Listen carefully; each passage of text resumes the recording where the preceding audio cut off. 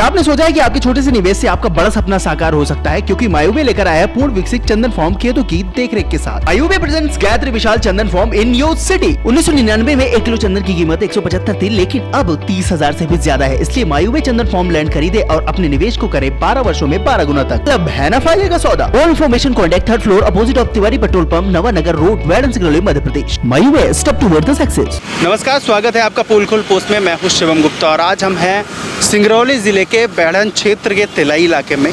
ये ward number 44 कहलाता है। और बैढ़न से जब आप सीधी जाते हैं तो रास्ते में थोड़े से आगे आएंगे तो रास्ते में ये एरिया पड़ता है। और आपको बता दें, रोड अगर एक पोर्शन की कहें तो सही है।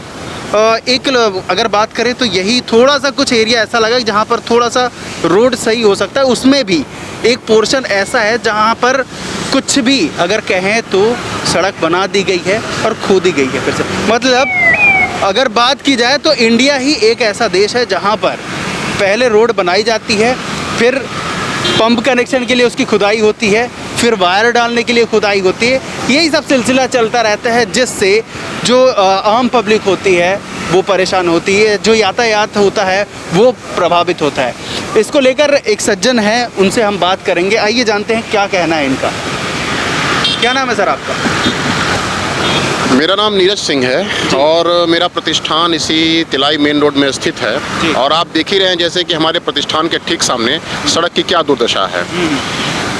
हमने कई दफ़े सड़क बनाने वाली एजेंसी से बात करी, उनके नुमाइंदों से बात करी। उनका कहना है कि इसके पहले यहाँ पे सीवर लाइन के लिए 10 मीटर के आसपास गड्ढे खोदे गए थे और उसके ऊपर जो है तो फिर मिट्टी डाली गई है। अगर हम इस रोड को बनाते हैं और खुदा न खास्ता ये रोड फिर से धंस जाती है तो सारी की सारी जवाबदारी हमारे ऊपर आएगी, फिर से हमारे ऊपर पेनल्टी होगी और इसका दारोमदार हमारे कंधे डाल दिया जाएगा।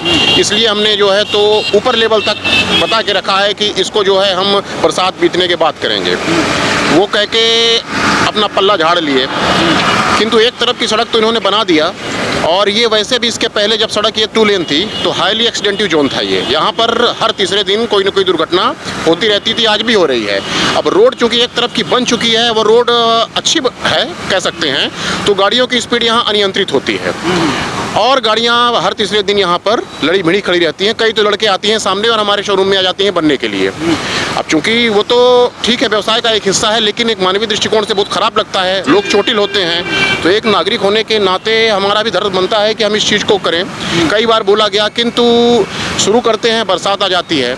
लेकिन बरसात होना, पाइप के लिए पहले गड्ढे होना, ये कोई कारण नहीं होता। उसके भी तरीके होते हैं, उसका ही प्रोटोकॉल होता है। टेक्नोलॉजी इतनी हाई है, आप नीचे से खोद करके उसको वाइब्रेट करके भरते जाओगे तो रोड क्यों बैठेगी ये?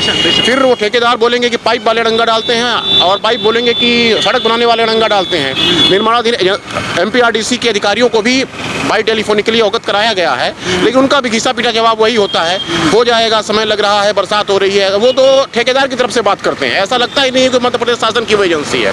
तो इस चीज़ से हम लोग काफ़ी क्षुब्ध हैं और मैं आपके माध्यम से जिला प्रशासन को, MPRDC को अनुरोध करना चाहूँगा कि थोड़ा इस समय इस एरिया को ध्यान में लें और यथाशीघ्र इसमें जो है तो ओवरबर्डन हटा करके कम से कम रोड को चलने लायक तो बना दें। ठीक है, कारपेंटरिंग बाद में हो जाएगी, आने जाने लायक जो घुटने तक कीचड़ है उससे तो हमें निजात मिले। बरसात भी निकल चुकी है, लेकिन आधी मिट्टी खोद के चले जाते हैं, पानी बरसता है, कीचड़ हो जाता है, गाड़ियाँ धंसती हैं।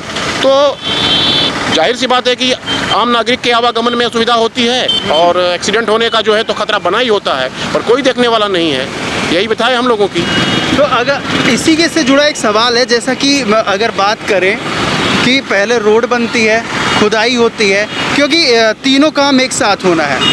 अगर बात करें, अगर कोई भी केबल डालनी हो, ऑप्टिकल फाइबर करना हो, या फिर सीवर लाइन डालनी हो, या फिर पाइप लाइन डालनी हो, तो ये जो अरेंजमेंट होता है वो पहले से डिसाइडेड होते हैं। क्योंकि रोड है तो बेशक से जो लोग हैं, जो जनता होती है वो तो रहती है, तो ये व्यवस्थाएं पहले से होनी चाहिए। जबकि ये अगर कोई प्रोजेक्ट होता है, प्रोजेक्ट के हिसाब से हर चीज़ को मद्देनज़र करने के बाद वो टेंडर पास होता है। इस पर क्या कहना चाहेंगे कि इसमें किसकी मिली भगत होती है और कहाँ पर अपन प्रश्न चिन्ह लगा सकते हैं? देखिए, इस रोड को हमने अपनी आंखों से देखा है। पहले ये जो बृहद पेयजल योजना के अनुसार जो टंकियों को कनेक्ट करने के लिए पाइपें डाली गई थी, वो डाली हुई। फिर जब इस रोड के लिए खुदाई करना चालू किया इन्होंने, तो हमने देखा कि पाइपें फट में फंसने लगी, पाइप निकाल के फेंक दिया। और वो सामने देखेंगे तो पाइपों का, वहाँ टूटी हुई पाइपों का आड़ार लगा हुआ है। उसके बाद फिर सीवर लाइन का काम चालू हुआ और अब सड़क का काम चल रहा है। फिर से नगर निगम से हम लोगों ने सुना है कि 15-16 करोड़ का टेंडर हुआ है, जो पाइप लाइनें उखाड़ दी गई थी उनको डालने के लिए। अब रोड बन जाएगी तो फिर उस रोड को फिर से खोदेंगे ये पाइप डालने के लिए। तो ऐसा लगता है कि सारा काम तो प्रशासन का ही है तो सरकार का ही है। तो ऐसा लगता है कि नगर निगम, जिला प्रशासन, MPRDC का आपस में कोई कोऑर्डिनेशन ही नहीं है।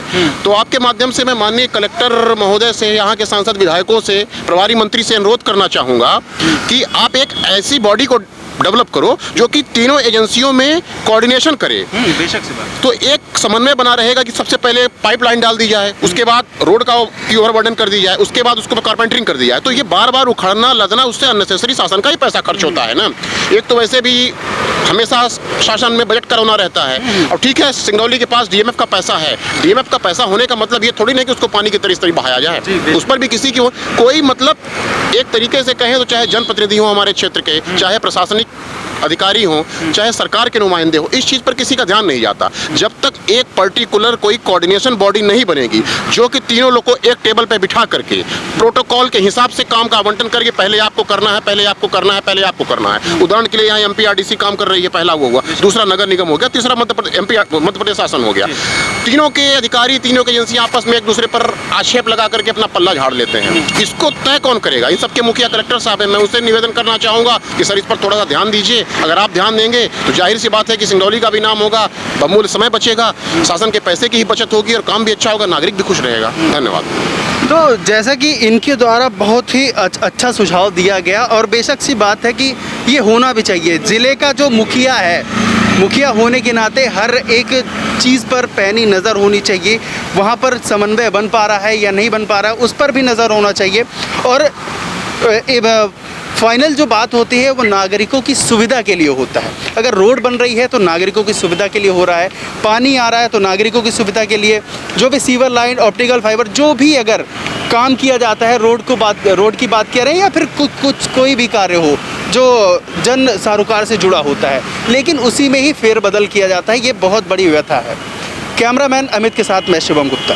क्या आप भी रहते हैं अपने स्किन और बालों को लेकर परेशान? तो आज ही आइए SMS फार्मेसी और मिलिए डॉक्टर BK शास्त्री, जिनसे मिलेगा आपको त्वचा और बालों से जुड़ी हर समस्या का समाधान। तिल, मस्से एवं गुप्त रोगों का विशेष इलाज किया जाता है। हमारा पता है कॉन्वेंट चौराहे के बगल में अटल सामुदायिक भवन के सामने, बिलौजी बैरहंस, Singrauli, Madhya Pradesh. Contact number 7000523918 9009396655।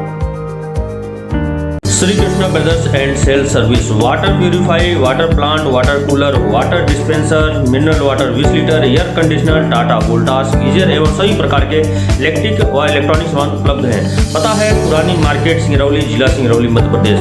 Contact number 9179603939 8109426288। और हाँ, हमारे चैनल को सब्सक्राइब करें, घंटी का बटन दबाना न भूलें, जिससे नई अपडेट आपको समय समय पर मिल सके।